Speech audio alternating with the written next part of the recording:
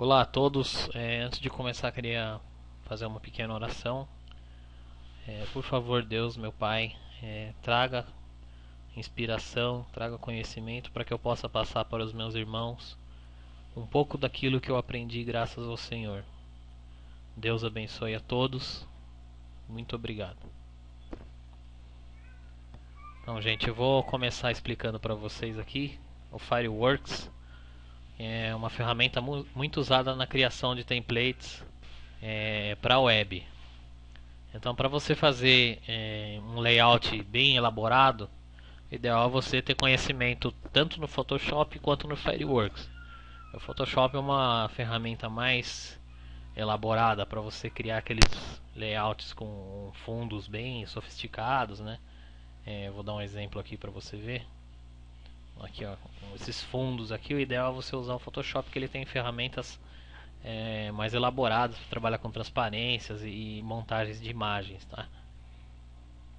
Já o Fireworks é uma ferramenta um pouquinho mais técnica para você estar criando o menu, para você estar estruturando a parte de navegação do site. Eu prefiro, tem gente que faz tudo no Photoshop.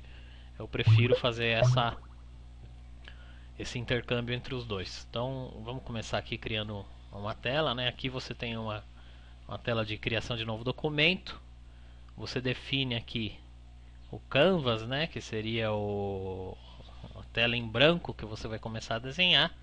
Você pode começar com fundo transparente, com fundo branco ou com fundo customizado. Pode ser um preto, um cinza. Vamos começar aqui com fundo preto só para você ver.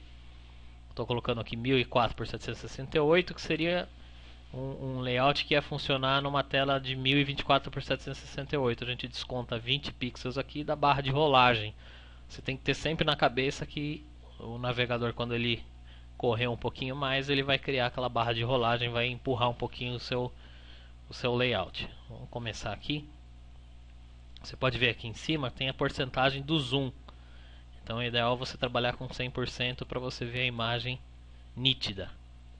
Essa ferramenta, que é a setinha, ela serve para você selecionar os itens que estão aqui nos layers. Que são os layers? Os layers são as camadas, tá? Eu vou criar aqui, ó, dei um Ctrl C, Ctrl V, criei um outro objeto para você ver como funcionam os layers. Então aqui eu tô com uma imagem sobreposta a outra. Aí quando eu quero descer ela aqui, eu posso, pelos layers eu posso fazer essa mudança, certo? De quem está em cima e quem está embaixo.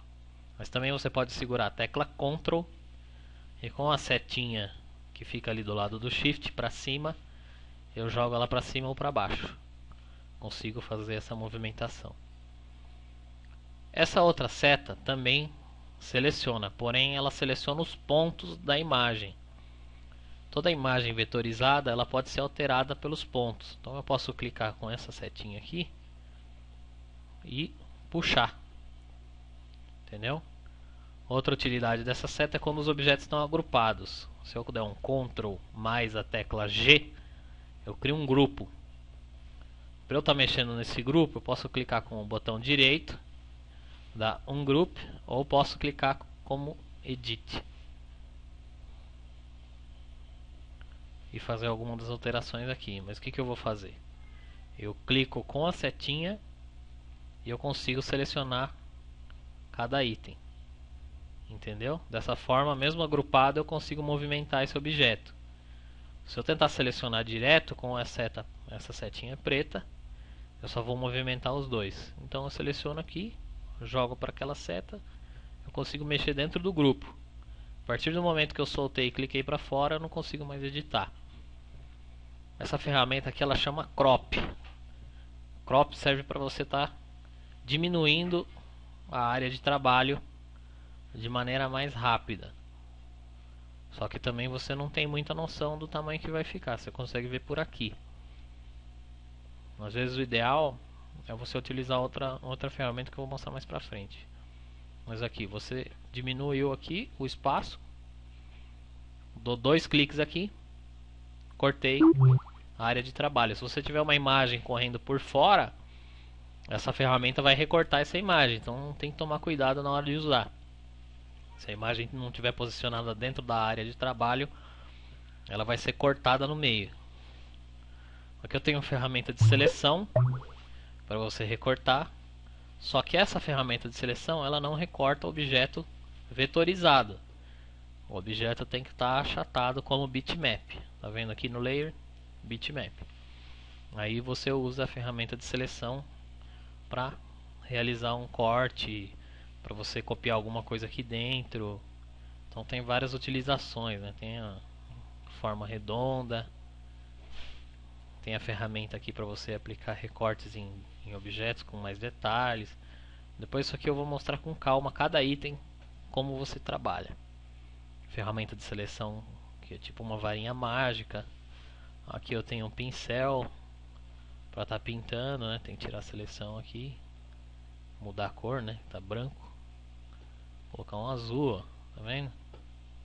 Essa imagem dentro do bitmap. Eu posso criar um layer aqui, pintar com pincel e arrastar ele para onde eu quiser. Tem um lápis, faz linhas finas, né? Tá vendo? Sempre criando um layer para você separar essas imagens, né? Eu tenho ferramentas aqui que são vetores. Faz o mesmo desenho, só que de uma maneira editável. Qual é a diferença do vetor para o bitmap? A diferença é que eu posso estar editando, entendeu? Se eu errar alguma coisa aqui, eu posso consertar e criar outras formas. Tem as ferramentas de polígonos, tem uma variedade imensa de polígonos, né? Em quadrado, retângulo. Se eu seguro aqui, ó, o Shift, ele faz uma forma perfeita. Mesma coisa que a bola, se eu segurar o Shift, ó, ela cresce na forma de um círculo.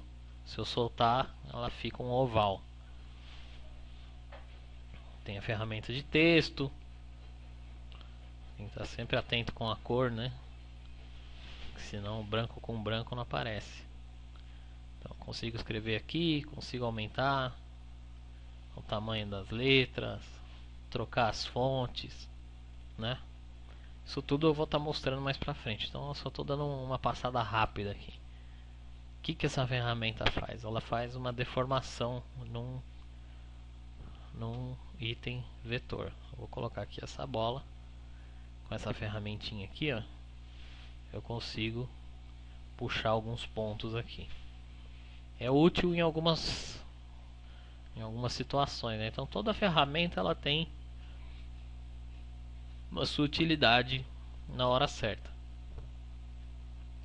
Aqui eu tenho uma ferramenta que é muito usada na web que chama Slice. Eu posso recortar um layout todo, né? E exportar já tudo recortadinho na hora de montar o site. Quando eu for dar aula de montagem de sites, vocês vão entender melhor como é que funciona isso daqui. Bom, gente, já deu 8 minutos, né? Eu vou ter que encerrar essa primeira aula. Acho que deu para vocês terem uma noção básica, né? E nas próximas aulas eu vou começar a ser um pouco mais específico em cada ferramenta a respeito do seu uso. Espero que você tenha aproveitado a aula e volte sempre aí para acompanhar novas videoaulas aí, que é tudo gratuito para vocês. Muito obrigado, Deus abençoe a todos e nos falamos mais para frente aí em outra videoaula. Até mais.